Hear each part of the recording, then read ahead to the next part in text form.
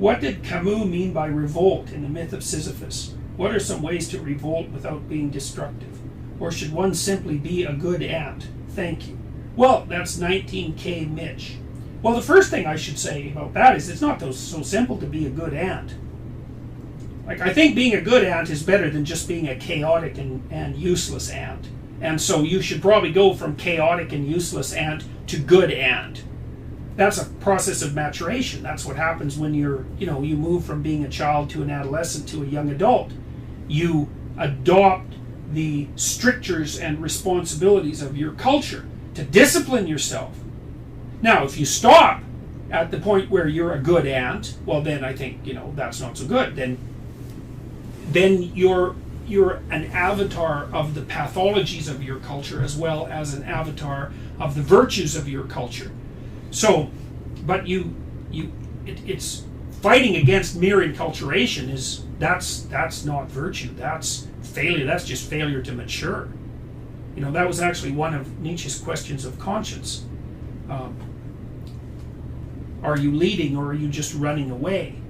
Well, the answer to that almost always is you're running away. You might think you're leading, but the probability that you're leading, especially if you haven't seriously considered the possibility that you're running away, is like, really, what's the chances? If you really think about it, it's not that easy to lead, and it's pretty easy to run away. So, if you're not doing what other people are doing, you're probably running away.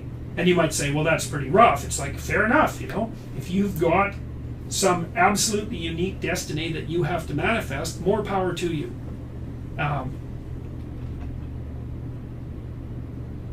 But most of the time what I see are people who think they have a unique destiny, and really what they're doing is wandering off the beaten path into some thorn-ridden ditch where things are not going to be good for them. So, what are some ways to revolt without being destructive? Revolt against what? That'd be the question. I mean, you could try revolting against your lack of discipline. Like, that's good. That's a war. That's a war. If you want a war, maybe you do, because people need war. I think it was William James who said that people need a moral equivalent to war. I think that's what Jung was trying to discover, by the way, the moral equivalent to war. And I think he did discover it as well. And that's tied up with the idea of sacrifice. If you want to revolt, you should revolt against your own pathology and inadequacy and uselessness and resentment and cruelty and blindness, and yeah, you could have a war against that. You could revolt against that. That'd give you something to do.